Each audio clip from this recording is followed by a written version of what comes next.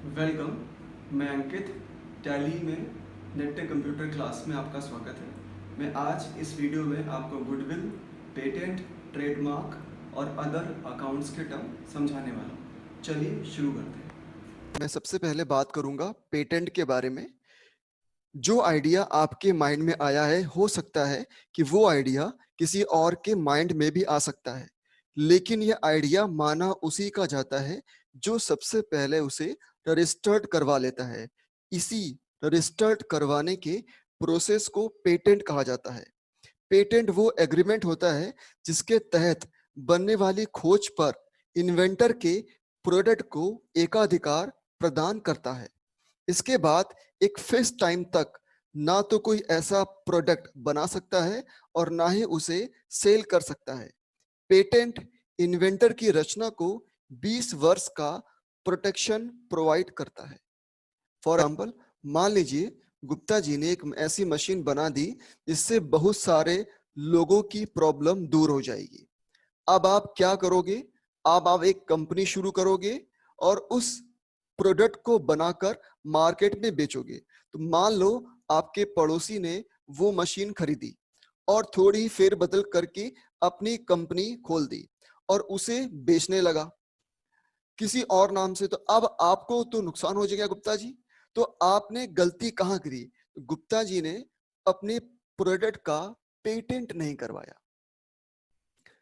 जी, हम लोग बात करने वाले हैं कॉपीराइट के बारे में। कॉपीराइट म्यूजिक, राइटिंग, आर्ट संबंधी कामों को प्रोटेक्ट करता है। कॉपीराइट किताबें, फिल्म्स, रिकॉर्डिंग, वीडियो और गेम जैसे कामों का भी कॉपीराइट होता है। सिर्फ कॉपीराइट होल्डर ही अपनी रचना को दोबारा प्रकाशित कर प्रॉफिट कमा सकता है। अगर वो चाहे तो इसके अधिकार को दूसरे को ट्रांसफर भी कर सकता है।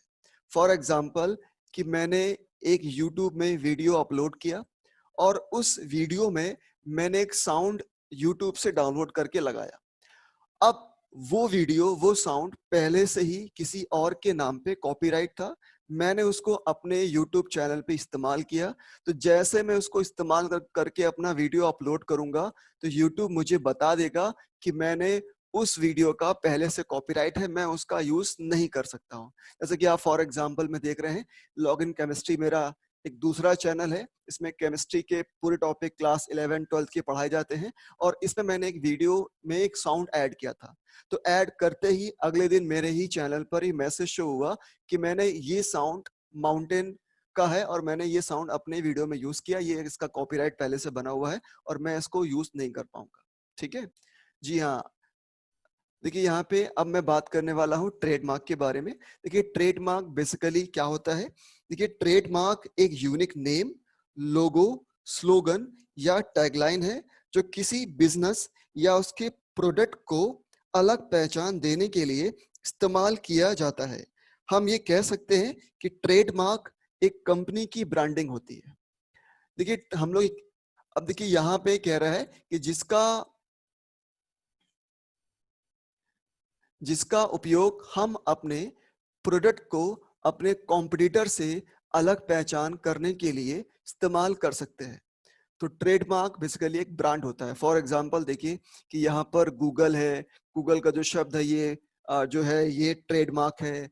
और मैकडोनल्ड का देखिए एम बना हुआ, ये भी ट्रेडमार्क है।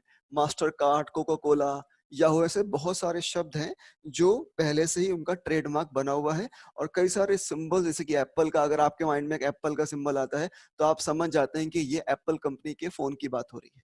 ठीक है, तो ये क्या है? ये सब के सब ट्रेडमार्क है। ट्रेडमार्क से किसी भी कंपनी की ब्रांडिंग होती है और उससे उस कंपनी की पहचान होती है।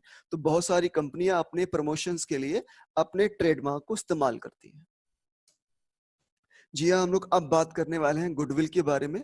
तो ये गुडविल का मतलब होता है कि हम किसी भी व्यापार में अपनी अच्छी सर्विस और अच्छी प्रोडक्ट को बेचकर कमाया हुआ नाम है, जिस नाम और इज्जत की वजह से वह व्यापारी अन्य व्यापारियों से ज्यादा सामान बेच पाता है और ज्यादा सामान बेचने से वह ज्यादा पैसे कमा पाता है।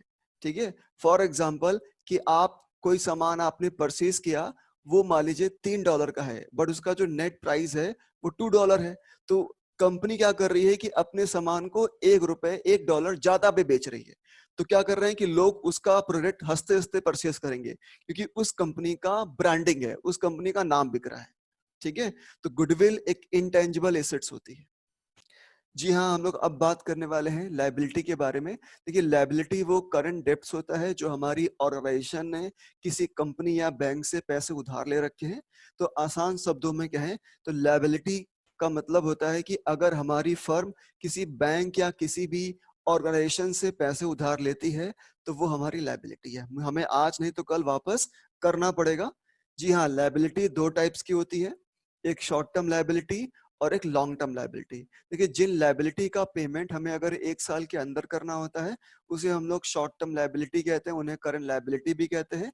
For example, bank overdraft, sundry creditor, taxes, short term loans. जी हाँ, मैं इसके बारे में आपको एक एक करके समझाता हूँ।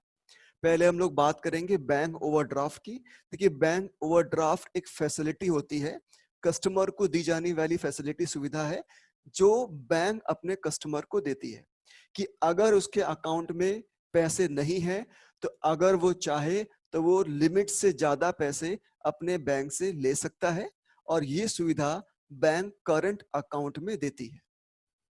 ठीक है, तो अगर आप पैसा लिमिट से ज्यादा पैसा बैंक से निकाल लेते हैं तो उसे हम लोग बैंक ओवरड्राफ्ट कहते हैं।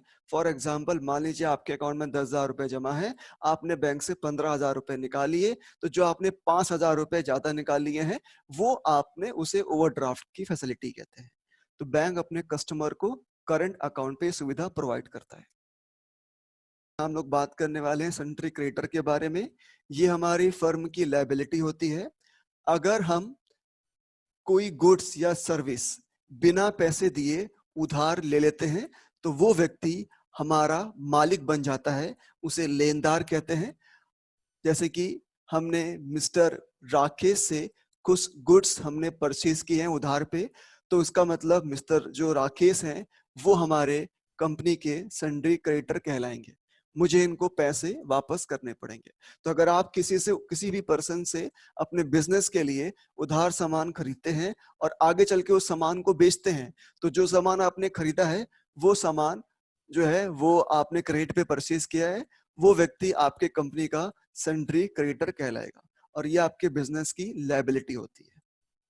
जी हाँ, हम लोग अब बात करने वाले हैं सन्ड्री डेटर के बारे में। देखिए, डेटर हमारे बिजनेस की एसेट्स होती है कि अगर हम कोई गुड्स या सर्विस किसी को सेल करते हैं बिना पैसे लिए तो वो व्यक्ति हमारे कंपनी का सन्ड्री डेटर कहलाता है। ठीक है, तो अगर आप किसी भी पर्सन को सामान सेल करते हैं उधार तो वो व्यक्ति आपके फर्म का सन्ड्री डेटर कहलाता है।